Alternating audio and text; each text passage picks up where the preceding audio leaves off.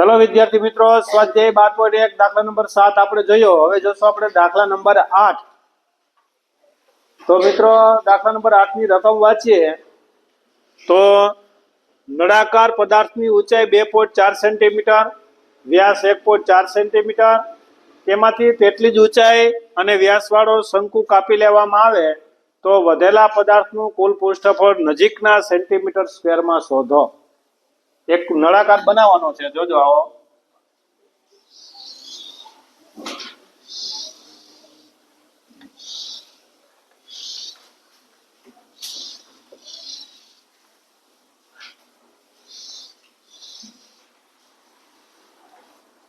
આવો નળાકાર છે।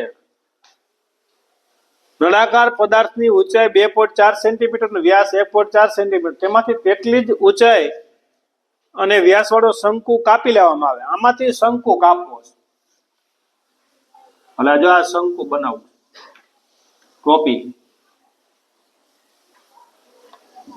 કોણ કોણ કી અને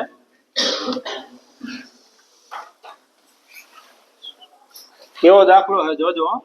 આ કાપી લેવામાં આવે અને અહીંથી અહીંયા મૂકી દેવામાં આવે સાઈડમાં। આ કાપી નાખ્યું એટલે તમે બહારથી જોશો મિત્રો તો નળાકાર જ લાગશે, અંદરથી આ કપાઈ ગયું છે, એ કપાઈને સાઈડમાં મૂકી દીધું। આવું એક નળાકાર છે, એમાં અંદરથી આ શંકુ કપાઈ ગયું। હવે મેળવવાનું શું છે એ જો, પદાર્થની ઊંચાઈ આપને આપી દીધી, નળાકાર પદાર્થની ઊંચાઈ એટલે કે શંકુની ઊંચાઈ કયો કે નળાકારની ઊંચાઈ કયો, બે એક જ થાય। આ આપણે જો તો આ જે છે મિત્રો તૂટક કરીએ આપણે તો ઊંચાઈ એટલે આ છે 2.4 સેન્ટીમીટર અને વ્યાસ 1.4 સેન્ટીમીટર। તો નળાકારનો વ્યાસ એટલે કે r 2.4 વ્યાસ છે 1.4 અને ભાગ્યા 2 એટલે 0.7 સેમી, 0.7 સેન્ટીમીટર। તેમાંથી તેટલી જ ઊંચાઈનો, તેટલી ઊંચાઈ એટલે એટલી જ ઊંચાઈનો 2 એટલે સમાન છે, તેટલી જ ઊંચાઈનો એટલે કે શંકુની ઊંચાઈ થઈ ગઈ। વ્યાસ વાળો શંકુ કાપી લેવામાં આવે તો વધેલા પદાર્થનું કુલ પૃષ્ઠફળ નજીકના શોધો। નજીકના સેન્ટીમીટર સ્ક્વેરમાં શોધો। નજીકના એટલે કે 17.5 આવતું હોય તો 18 કરી નાખવાનું, 18.5 આવતું હોય તો 19 કરી નાખવાનું, પછી નજીકના એવું કંઈક આવશે તો જ નજીક શબ્દ બોલ્યા હોય। હવે પ્રશ્ન એવો તો વધેલા પદાર્થનું કુલ પૃષ્ઠફળ શોધો।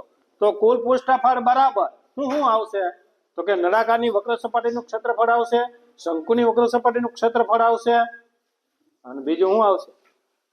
હા ગયા દા તળિયા, તળિયું તો હવે નળાકાર જ છે, ઉપર ખુલ્લું થઈ ગયું, શંકુ કાઢી લીધો એટલે ઉપર થઈ ગયું ખુલ્લું, પણ નીચે તળિયું તો નળાકાર વર્તુળનું ક્ષેત્રફળ। ચાલો કુલ પૃષ્ઠફળ, પદાર્થનું કુલ પૃષ્ઠફળ બરાબર, પેલા તો લખો નળાકારની ઊંચાઈ, નળાકાર અને શંકુની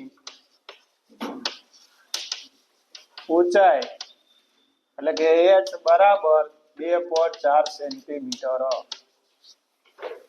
નળાકાર અથવા શંકુની ત્રિજ્યા, શંકુની ત્રિજ્યા r બરાબર 1.4 ભાગ્યા 2 એટલે કે 0.7 સેન્ટીમીટર। બસ હવે કાંઈ છે નહીં તો સીધું પદાર્થનું કુલ પૃષ્ઠફળ બરાબર પદાર્થનું કુલ પૃષ્ઠફળ બરાબર નળાકારની વક્ર સપાટીનું ક્ષેત્રફળ, નળાકારની વક્ર સપાટીનું ક્ષેત્રફળ વત્તા શંકુની વક્ર સપાટીનું ક્ષેત્રફળ વત્તા વર્તુળનું ક્ષેત્રફળ, વર્તુળનું ક્ષેત્રફળ। ચાલો નળાકારની વક્ર સપાટીનું 2πr/h, શંકુની વક્ર સપાટી πr/l, l મેળવવો પડશે મિત્રો, l આપણી પાસે નથી, πr/l અને વર્તુળનું πr નો સ્ક્વેર બધું છે પણ એલ નથી. તિર્યક ઊંચાઈ છે નહીં શંકુની. તો તિર્યક ઊંચાઈ કેમ મળે? તો એલ નો વર્ગ બરાબર આર નો વર્ગ વત્તા એચ નો વર્ગ. અહીંયા વર્ગ કાઢો તો અહીંયા કરવું પડશે વર્ગમૂળ. તેથી એલ બરાબર આર એટલે 0.7 એનો વર્ગ અને એચ એટલે 2.4 એનો વર્ગ. 0.7 નો વર્ગ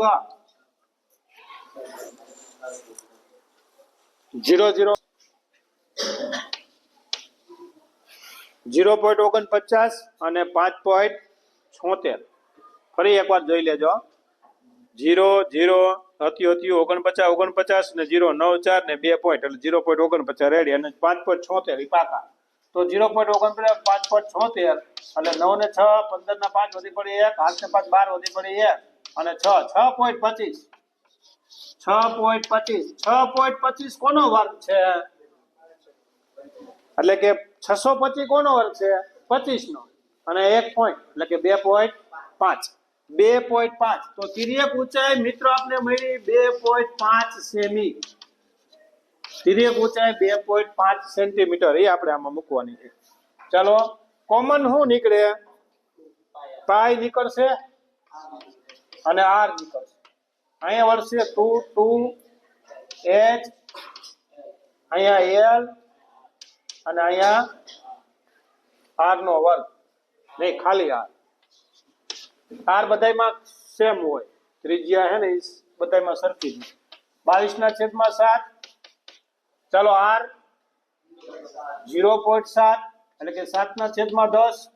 0 પોઈન્ટ ઉડાડી જ નાખો. 7/10 2 ગુણ્યા h 2.4 વત્તા તિર્યક ઊંચાઈ આપણે મળી 2.5 વત્તા 0.7. અહીંયા 7 7 22/10 ગુણ્યા 24 48 કૌંસ રાખો હજી 4.8 પ્લસ 2.5 પ્લસ 0.7. 4.8 2.5 0.8 7 ને 5 12 ને 8 20 નો 0 વધી પડી 2 4 ને 6 ને 2 8 ખાલી 8. તો 22/10 અને એને ગુણ્યા 8.